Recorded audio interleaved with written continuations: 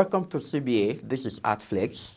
As usual, this is where we discuss about the literary world of different parts of African countries and beyond Africa. We talk about creativity, not only literature. Today, we're at home. We are dealing with Somali literature.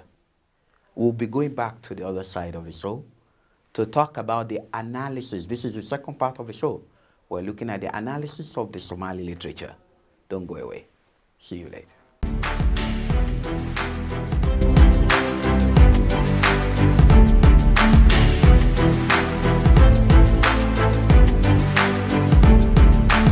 Welcome once again to the second part of Somali literature.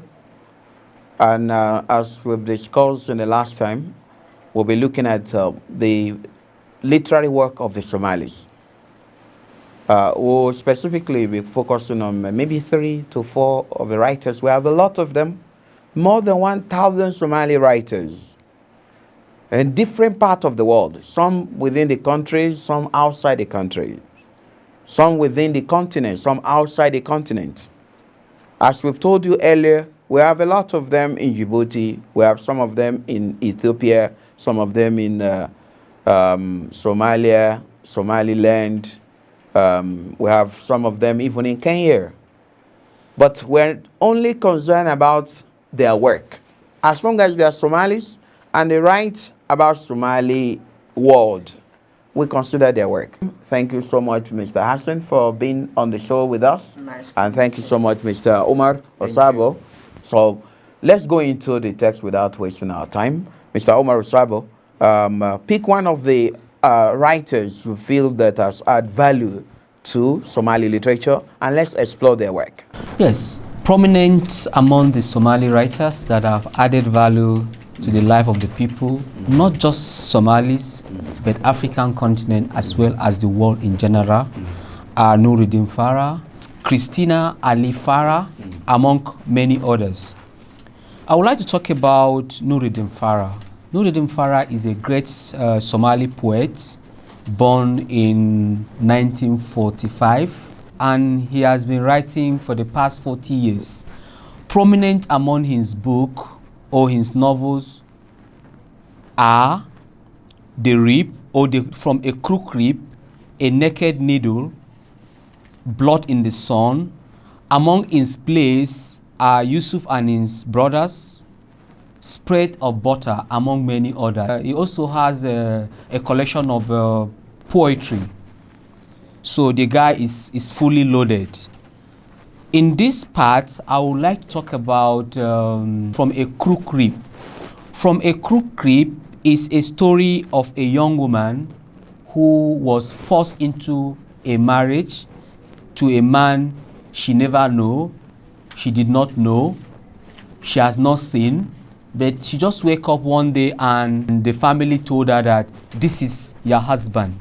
As a result of that, she fled the community to Mogadishu, from Mogadishu, and a lot of funny things happened. But at the end of the day, she was able to be an independent lady, and she found the love of her life, and she got married, and her life moved on that way. So the novel, in a nutshell, is a work that epitomizes a kind of forced marriage or arranged marriage, so to say, as we do have in some African countries, not just in Somali, but many other African countries, even my country, for instance. Such practices is common among the Hausa Fulani. That's the region where I came from.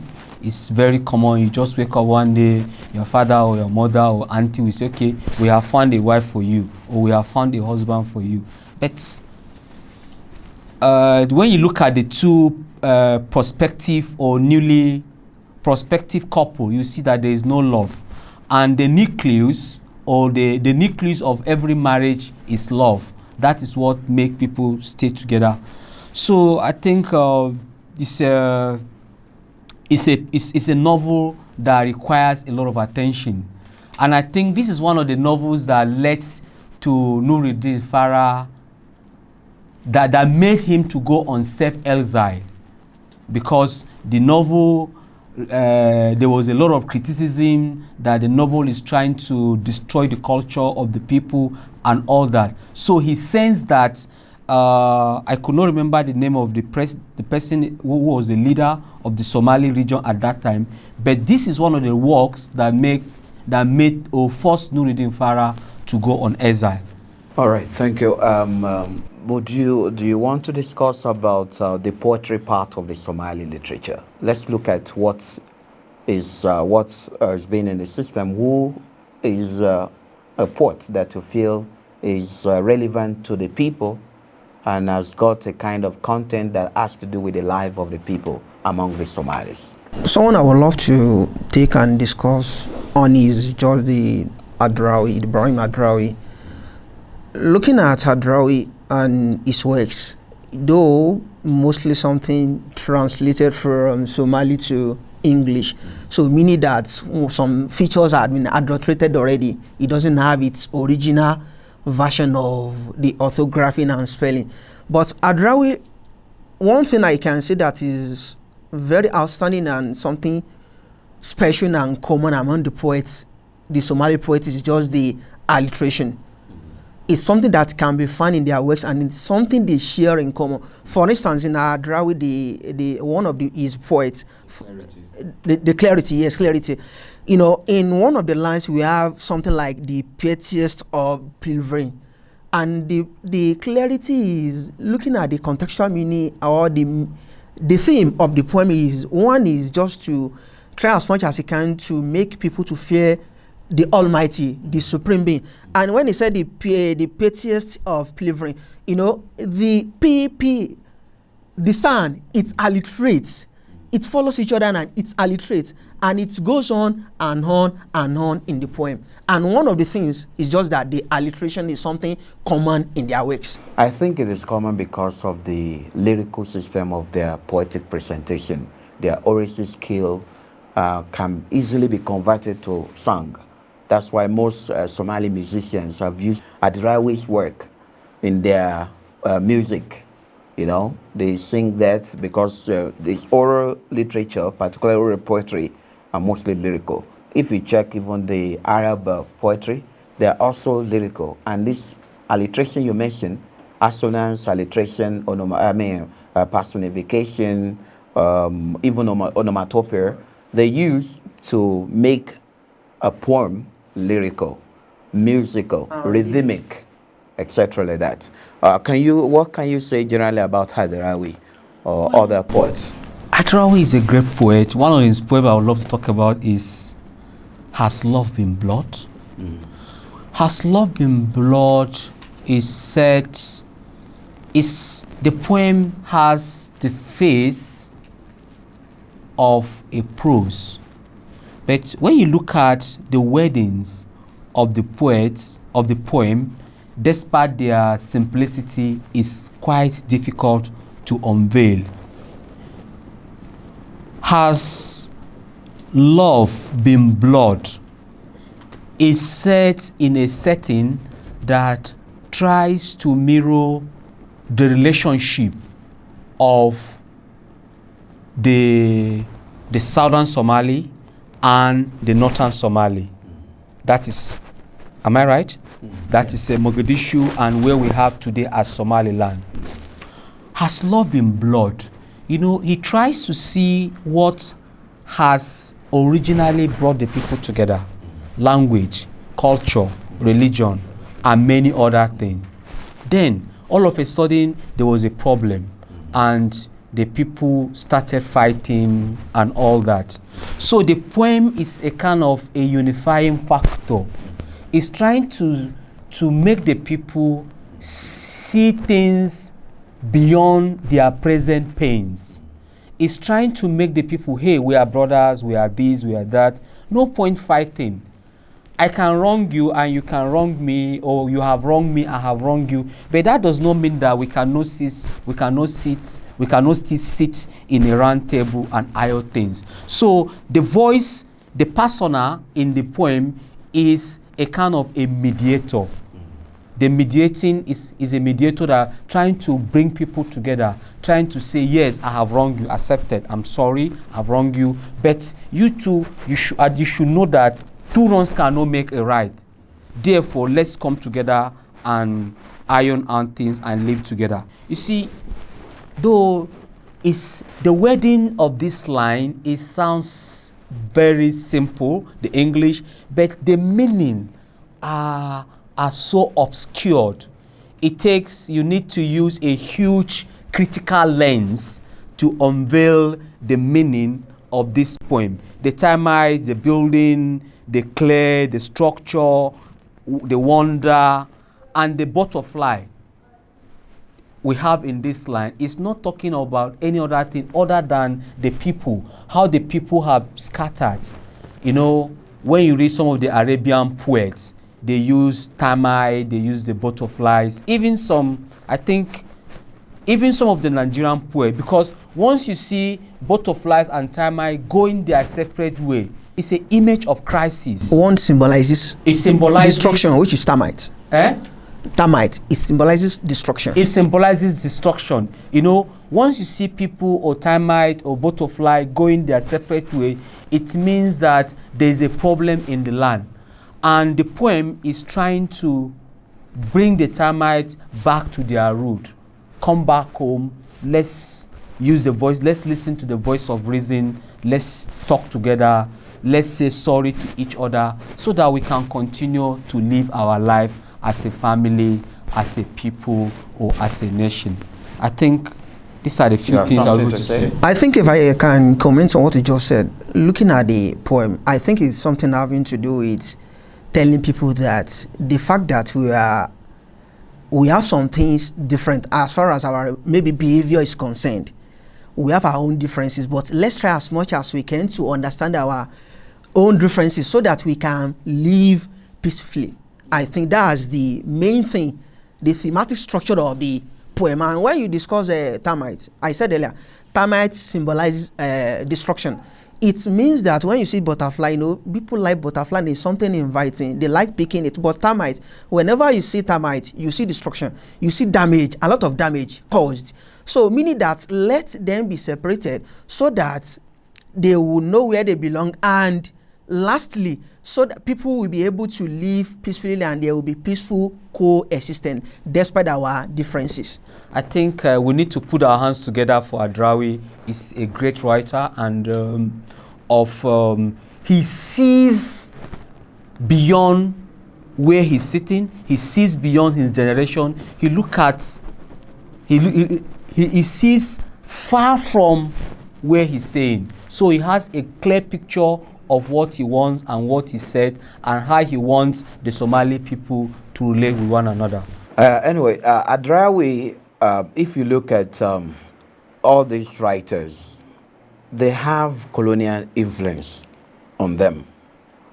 We have pure Somali writers or poets, novelists, playwrights, even though they were known initially as poets. That's why you talk about Consider.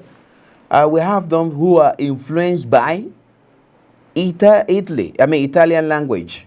Because the Italians, you know, we have the Italian colony in the southern parts. And we have those who are influenced by the English language. You know, some are influenced by the French. We've talked about this when we're talking about Djibouti literature. We've seen some of them, they are Somalis, but they wrote in French. Yeah. The same thing applicable to, but there are some that were not adulterated. One of those unadulterated writers or poets is Hadrawi. The rest of them, they were trained by the West. They got the idea from the West. They used the style, the Western style, to write, to convey the message. So this is what makes Adrawi a little bit different from other Somali writers. Now, going into the last part, I want us to look at someone from the South who has both English language, Italian language, and Somali language. Okay. But more influenced by Italian language. Because we've talked about Farah number 1, You know, I use that as Farah number one because we have a lot of Farah as writers. You understand? So the Farah number one was influenced by English people, the British, right? Let's look at those influenced by the Italians. What can you say about writers, Somali writers influenced by Italians? Yes, prominent among these writers, Ali Farah, that is Christiana Ali Farah. She's a mixed blood. Father is a Somali, the mother is Italian. Though she was brought up in Mogadishu, she schooled there, but when the crisis started, she left. But she grew up to become a poet. She has also received a lot of accolades. Where is that? Eh? Where precisely did she grow up? She grew up in Mogadishu. Okay. Mogadishu, she started... And she became a poet in Mogadishu. Yeah, she started writing when she was a little child, but later she moved to Italy, where she went to university, and she writes, she understands Somali. So prominent among her book is a poetry of migration in Italy. Then she also has a novel, a new map, and other work like Little Mother. Little Mother is a kind of a nostalgia novel set in Somaliland at the time of crisis. The story started far back when she was young, her experience as a young girl in Mogadishu, how the Somali people were living peacefully. So it's set in Somaliland or it's set in No, it's set, the story started in Somaliland, in Somali region, that's Mogadishu, but it ended in Italy. No, that means that you are because you are talking about Somaliland or the Somalia on the other side. It started in Somalia, that is Mogadishu. Specifically in Mogadishu. In Mogadishu. Okay. You know, it's the story run for about 15 years. The story has to do with her childhood experience when she was a little girl, when she was going to a primary school, secondary school, and all that, the kind of joy they have, and the sudden departure of all those things. The sudden departure and the of all migration those to another and the migration continent. to another country. So the story is centered on all that. Let me just read what a scholar said about her.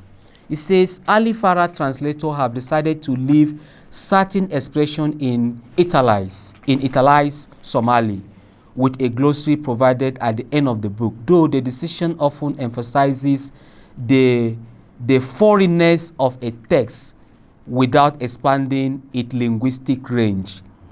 But this work truly epitomizes Ali Farah's experience as a child in Somalia.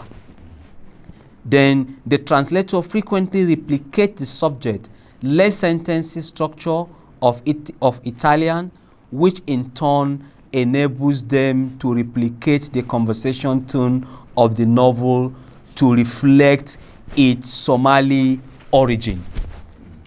So in a nutshell, it's a kind of experience that started from Somalia, Mogadishu in particular, and she took that experience, she took that idea as she was growing up, and the crisis came and she migrated to her mother country, which is Italy, and she wrote the novel, and the work captured both experiences. In fact, the novel is even written in Somali language. It was translated. Okay? She wrote it in Somali. It captured her Somali experience as a girl in Mogadishu, as well as her experience as a Somali in diaspora. Then, what is the thematic preoccupation of this work? The thematic preoccupation of our work is similar to that of Has Love Turned Blood by Adarawi. Because when you look at the text or the analysis of the text by other writers, all that you'll be seeing about the work is her wish for Somali to remain the way it is. It's her wish for love, her wish for oneness, her wish for togetherness, her wish for forgiveness, understanding, reason. In so many places you can see that she's against the crisis. She's against the fight. In fact, she's anti-separation. And up to today, she's still writing, and I try to also read some of her poems, like some of the poems from the point of migration. Migration to Italy. You know, in that poem, some of the poems she's also talking about, in fact, her central idea are mostly about love for her people, togetherness, oneness. You don't achieve anything by separating, you don't achieve anything by fighting. Then this reminds me of the Somali folktale, Kandi the wise warrior. Kandi the wise warrior is a young boy, I don't know from which community in Somali region in particular, but is a folktale. The folktale has today been reduced into writing. Is this kind of young man that if you are approaching him with a fight, he'll avoid you. He always have a way to say that, hey, I'm not here to fight. I don't want this, I don't want that. Then along the line, his peer group, that is his age mate, they started calling him a lazy person or a fearful person or a coward. But towards the end of the story, Candid, the wise warrior, will always have a way to tell you that no, it's not as if it's not strong, but it's only trying to avoid fighting, because there's never a time you get benefit. There's never a time you win anything. You don't win accolade by fighting. And so this reminds me of the ancient Chinese text written by Sun Tzu. That is what we come to know today in the modern studies as the act of war. You see, in the act, if you saw the act of war, you see that it's similar to what Ali Farah, she's talking in her novel. It's better to win a battle intellectually than going into a physical fight, because there's never a time you go into a physical fight that you will win. That's why the pen is always mightier than the sword. Yes, not really, but somehow. And when you look at the writing of the writers, whether poetry or play or novel of the First World War and Second World War, you see them talking about all this experience. For instance, the burning of Hiroshima and Nagasaki, and many other fights or war, the one in Syria, Afghanistan. I mean, UA itself has suffered a lot. Okay, you kill people. What do you gain by killing people? I want you to just make a comment from what he has said with regards to this story. Looking at that, looking at literature, generally we've discussed about these three writers, and what can you say about their work in relation to the reality we refer, in the context of literature? I can just speak Al-Faraj, he has rightly said, and looking at what he has said so far, I believe Al-Faraj is one of the peacemaker writing to right the wrong of the society. And she's been trying as much as she can to make the best of everything going on in the society. And since we say literature is the mirror of the society itself, so she's trying to use her pen to right the wrong of the society. That is that about that. All right, thank you so much. This is where we're going to end this show. I'm 100% sure that by the time we come back to another part of this East African literature, you're going to really enjoy us. Thank you so much for watching. See you next time.